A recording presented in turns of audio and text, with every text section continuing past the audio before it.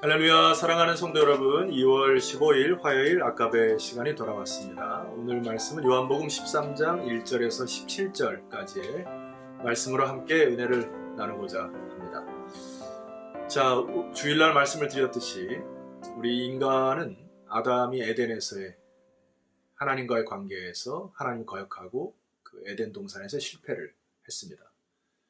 이스라엘 백성들이 광야를 살아가면서 광야의 삶도 역시 실패를 했죠.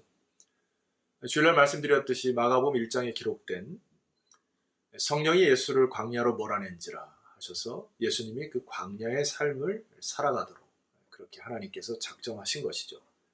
광야로 살아가신 예수님이 공생애를 시작하기 전에 거기서 사단에게 유혹을 받는데 사단의 유혹에 말씀으로 정확히 물리치시고 승리하시죠. 결과적으로 그 말씀은 오늘 우리가 살아가는 이 광야의 이 인생 가운데 하나님의 자녀로서 유혹을 받는 것들을 이길 수 있는 힘과 용기를 주시려고 하셨던 목적이 있습니다.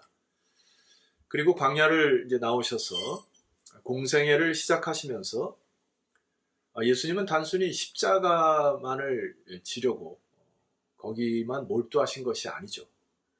공생애 3년 동안 예수님은 하나님의 자녀됨이 무엇인지, 그리고 하나님의 아들로 딸로 살아가는 것이 어떻게 살아가야 되는 것인가를 먼저 몸소 실천해 보이셨습니다. 그러니까 광야의 삶을 살아가는 동안에, 혹은 이 세상을 살아가는 동안에 너희들이 이렇게 하면서 살아가야 된다. 그것이 하나님의 뜻이다.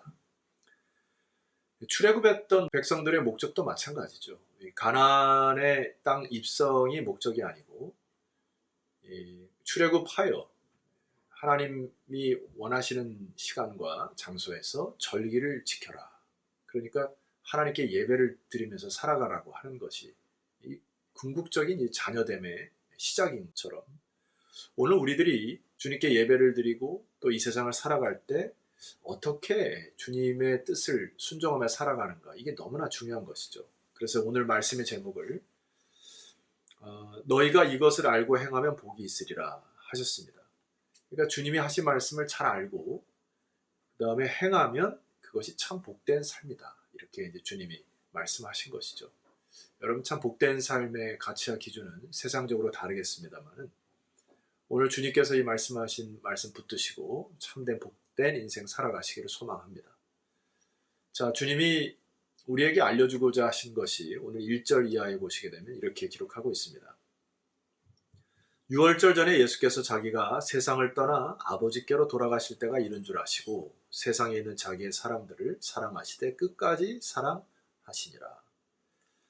자, 여기서 보게 되면은 주님의 시간표는 늘 하늘 아버지께 맞춰 있습니다. 나의 스케줄, 나의 시간표가 아니라 하나님의 방법, 하나님의 뜻, 하나님의 타이밍을 늘 묵상하시고 거기에 순종하신 것을 볼 수 있어요. 자, 이것이 바로 하나님의 자녀답게 사는 것이라 주님이 말씀하신 것입니다. 오늘 우리에게도 각자의 때가 있을 거예요. 각자의 인생에도 하나님의 타이밍이 있을 것입니다. 헌신하고 수고할 때가 있고 쉴 때가 있고, 또 이것은 교회도 마찬가지인 것 같아요. 하나님께서 허락하신 부흥의 때가 있고, 또 우리 기도할 때가 있고, 한 목소리로 함께 부르짖을 때가 있고, 나라와 민족도 마찬가지인 것 같습니다. 그래서 그 하나님의 타이밍을 참 알고 거기에 따라 순종하는 것이 너무나 복된 일인 것이죠. 자, 우리가 우리 시대에 우리 교회를 위하여 또 나라와 민족을 위해서 기도할 때가 아닙니까? 그래서 이 하나님의 뜻, 하나님의 타이밍을 잘 알고 순종하는 여러분 되었으면 좋겠습니다. 자, 하나님의 시간표대로 움직이는 주님께서 사도 요한에 비춰진 주님의 행적은 끝까지 사랑하셨다. 끝까지 사랑하셨다라고 하는 것은 말로만 한 것이 아니라 오늘 제자들의 발을 씻겨주시는 모습을 통하여 몸소 행해 보여주셨습니다. 3절 이하를 읽어드리겠습니다. 저녁 먹는 중 예수는 아버지께서 모든 것을 자기 손에 맡기신 것과 또 자기가 하나님께로부터 오셨다가 하나님께 돌아가실 것을 아시고, 4절, 저녁 잡수시던 자리에서 일어나 겉옷을 벗고 수건을 가져다가 허리에 두르시고, 5절, 이에 대하여 물을 떠서 제자들의 발을 씻으시고 그 두르신 수건으로 닦기를 시작하여 제자들의 입장에서는 굉장히 황당했을 것이죠. 그래서 베드로가 뭐라고 얘기하냐면 절대로 나를 씻을 수 없다. 이게 이제 평소에 예수님이 하시던 일이 아니었고 어떻게 예수님이 우리의 발을 씻을 수 있는가? 절대로 그렇게 할 수 없다. 어쩌면 이것은 그 상식적인 부분일 것 같아요. 제자 입장에서는. 자, 그런데 이 베드로의 말 앞에서 예수님은 꾸짖지 아니하시고 부드럽게 그들의 생각을 바꿔주십니다. 그리고 하나님의 나라의 원리에 대하여 예수님께서 말씀하시는 거죠. 그것이 12절입니다. 그들의 발을 씻으신 후에 옷을 입으시고 다시 앉아 그들에게 이르시되 내가 너희에게 행한 것을 너희가 아느냐? 내가 너희들에게 지금 행한 것들을 너희들 왜 이렇게 행했는지 아느냐? 되묻고 계십니다. 13절 너희가 나를 선생이라 또는 주라 하니 너희 말이 옳도다. 내가 그러하다. 너희들이 나를 볼 때 어떤 제자는 선생이라고 그렇게 부르기도 하고 나를 주라고 부르기도 하는데 그런 호칭은 뭐 나에게 그렇게 지금 중요한 것이 아닌데 14절 말씀 보면 내가 주와 또는 선생이 되어 너희 발을 씻었으니 너희들이 나를 주로 부르든 자든 선생이 부르든 자든 선생으로서 주로서 너희 발을 씻었으니 주님께서 말씀하는 게 뭐죠?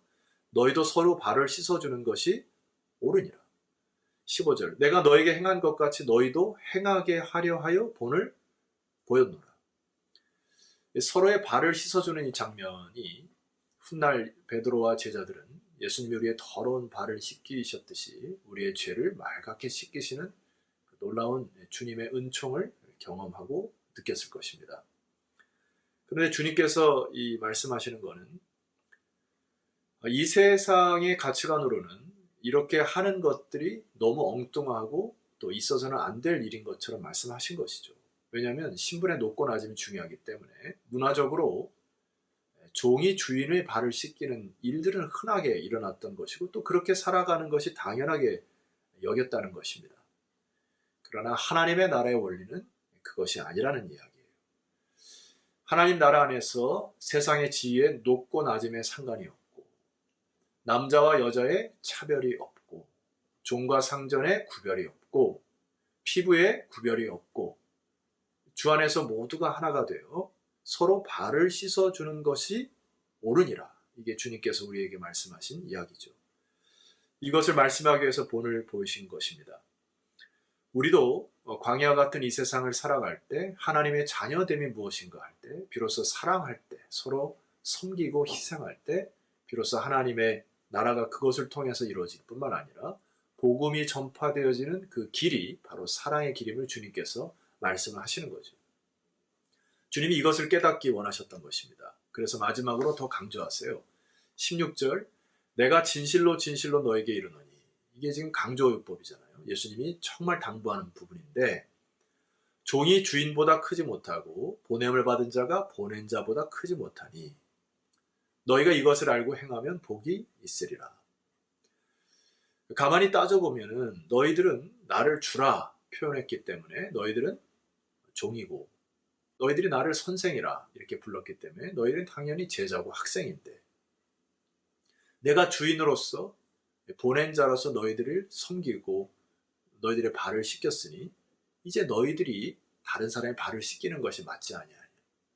한 번 더 따져보면 오늘 우리 예수 그리스도는 하나님의 아들로 오셨을 뿐만 아니라 삼위 하나님의 신분을 갖고 계신 분이죠. 그러니까 하나님이시란 말이에요.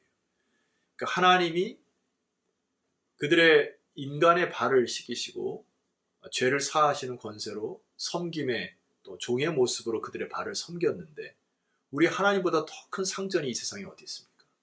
그러니까 비유할 대상이 안 된다는 거예요. 하나님이 인간을 섬겼는데 너희들끼리 섬기는 것은 마땅하지 아니하냐. 이게 주님의 메시지입니다. 그렇습니다. 성도 여러분. 참 우리가 인간적으로 볼 때는 마음의 갈등이 참 많이 있고요. 때로는 그 억울함도 있고 사랑할 용기가 나지 않은 경우가 많이 있습니다.